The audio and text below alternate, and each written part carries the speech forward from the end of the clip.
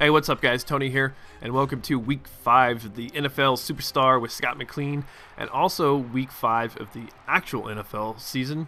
And so the San Diego Chargers are in Denver to play the Broncos, and look at that, Tebow. They've got Tebow starting quarterback for the Broncos. Now, here's the thing. Do you guys think that the Broncos, what are they, 1-4 or something like that? I don't know. I'd have to look at their, or 1-3 or something. I'd have to look at the standings. I didn't bother to look at the standings before I jumped on here.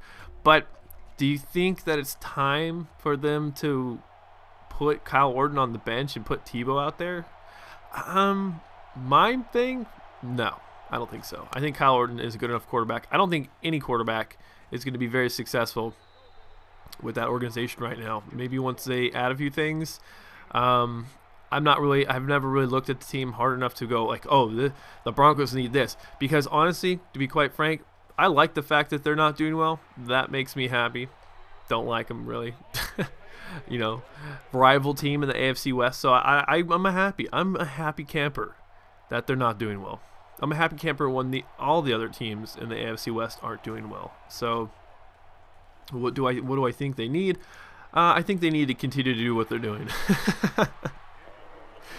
Oh crap! But in a more objective viewer, I would say I think Kyle Orton is a good enough quarterback to make this team successful. Maybe if they added a few other little pieces to this puzzle. So, anyways, let's move on. I want to talk about a few different things right now. One, I want to talk about undefeated teams and winless teams. Now, let's talk about the undefeated teams, and then we'll go on to some upsets from last week. Well, actually, it's only one upset in my mind. But the Packers and the Lions are the two undefeated teams in the NFL right now. And they both come out of the NFC North, which is quite interesting. I wonder if they're going to remain undefeated until they play each other. So that, I don't know. That'd be kind of, oh, look at that pick in the end zone. It's horrible. So, yeah, I don't know. I think the Packers are going to remain undefeated longer than the Lions.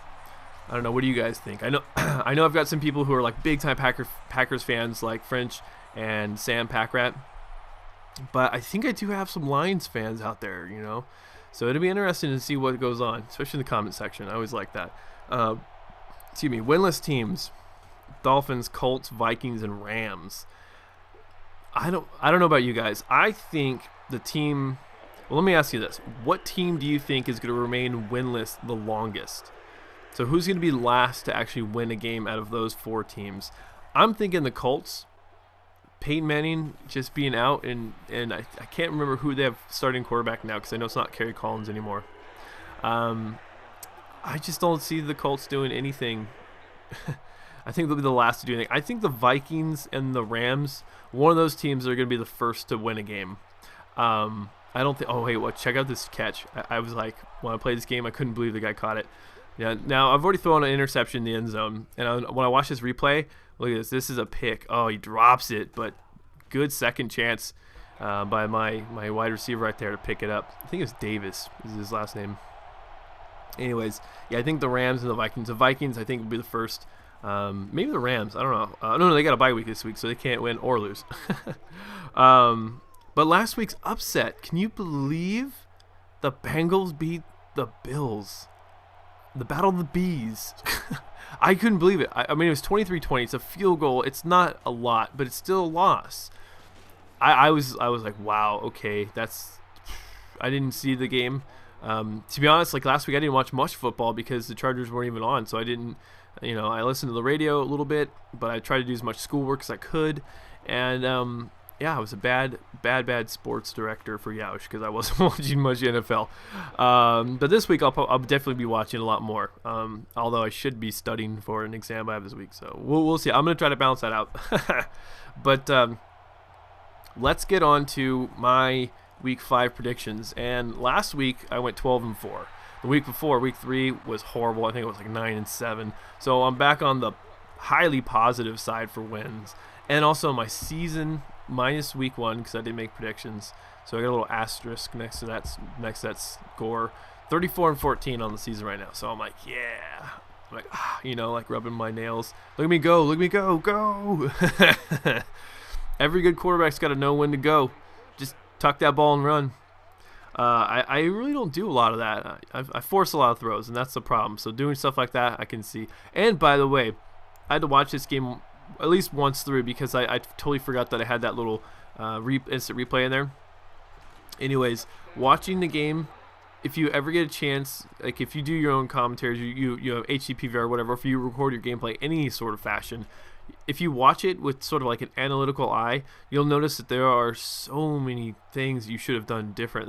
I can pick out about 4 or 5 plays in my mind where I forced a throw. I think that's a nice pass. Where I forced a throw and I should have done something different, or I should have changed the play. Instead of throwing, I should have run. Especially at the end of the game, it's just things like that. You're just like, oh man, I should have done this. I would have done this differently. Now that I'm looking at it, baseball is different because when I'm playing, like I had a gates open on the sidelines down there. It's a triangle, and baseball is different. Like the way I pitch, especially when I'm playing as a pitcher, when I do that, I constantly can pick the same pitch. That was another bad throw right there. That's what these several plays. So that's what I'm talking about. Anyways. Let's get on to week 4 because I'm just like going off on a tangent here and I don't really want to. So we're getting into week 4. Philadelphia and Buffalo. I'm gonna pick Buffalo. I think they're gonna be able to beat the fighting Eagles. Oh, talk about bad Philadelphia. They're gonna be if they lose to the Bills, they're gonna be a sad city this weekend. The Phillies got knocked out at home.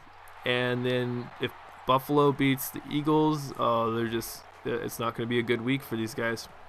I had to double check the schedule because I wrote this thing down and I was doing this commentary once before and I had to stop myself. I was like, wait a second, New Orleans and Carolina, they played each other already, and yeah, they're already playing each other week 5, and they've played each other for the second time. This is crazy. So I'm picking the Saints to win again. We'll see if Cam Newton has another good game against the Saints, but yeah, I'm picking the Saints to win. Oakland and Houston, I'm picking Houston.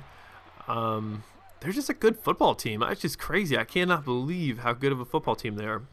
Kansas City and Indianapolis, I'm going to pick Kansas City. I think the last time I picked Kansas City to win a game, they lost. So we'll see. We'll see if they can actually pull this one out or not. I don't know. I'm getting distracted by the gameplay. I was like, triangle! After talking about the whole, looking at this analytically, I'm just like, oh my gosh, throw the ball already. Cincinnati and Jacksonville, I'm going to pick the Bengals to beat the Jaguars. Arizona and Minnesota, I'm not going to pick the Vikings to win. I think Arizona's going to win. I had to go, that was the only game that I was unsure of this week. I was like, reluctantly picked Arizona. But I think I'm saying reluctantly, but I think they're going to end up beating the Vikings. Not like handily, but they'll beat them. It'll be a good W. Ooh, look at that sack. Ooh, gosh. That's why I never do screen patterns. Ever. They never work. Ever. Seattle and the New York Giants. I'm going to pick the Giants. I don't see anything with the Seahawks yet. Oof, another forced pass right there. Tennessee and Pittsburgh. One of these days, Pittsburgh's going to wake up. I don't know what they're doing. I think they're at the bottom of their conference right now, the AFC East, I believe it is. Yeah, I'm surprised to see them there. They're a good football team. I don't know. That's kind of strange what's been going on. I guess maybe they're just not clicking right now. Look at it. I got Tolbert. No, I throw in triple coverage.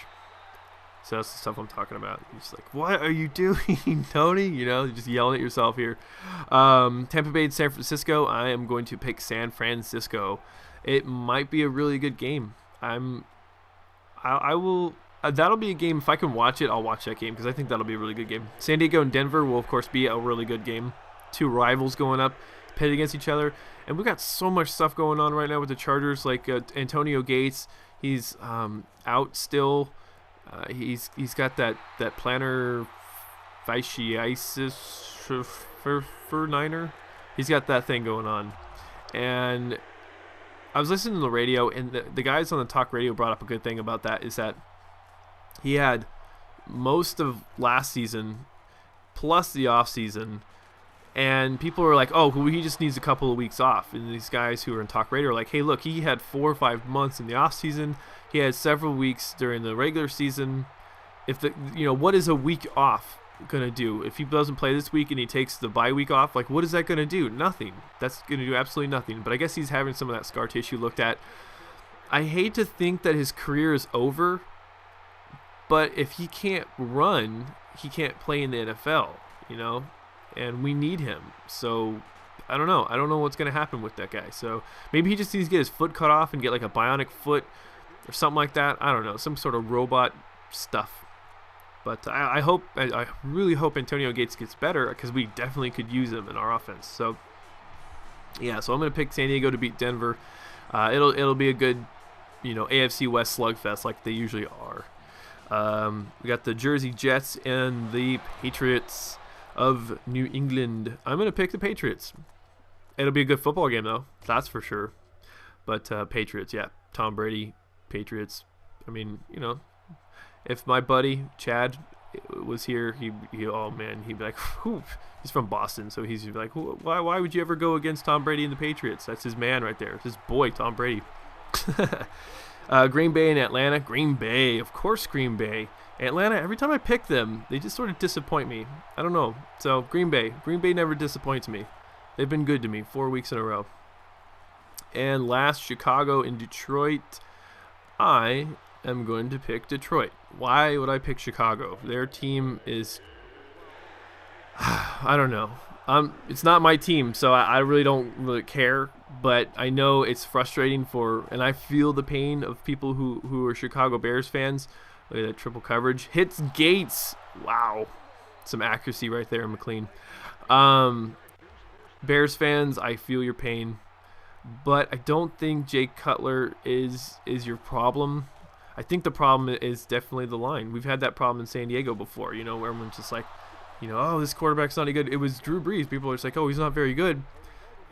But the thing is we needed a line to protect his ass. If your quarterback is on your ass more than he's on his feet, you're going to think he's a bad quarterback? No, not necessarily. You're going to think that he's a victim of a horrible offensive line. So anyways, guys, check it out.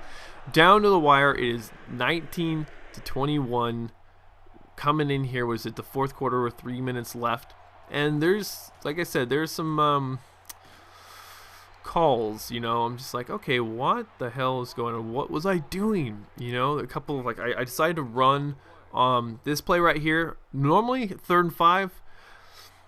I think I would run this ball. I'm checking out the defense right now. I'm like, I'm going to run. Let's run. Oh, no, I'm going to pass. Why am I going to pass? I'm going to head for the end zone. That's what I'm doing. And incomplete pass. So we got settled for a field goal. And I don't know why it said 19 and suddenly it was 17-20.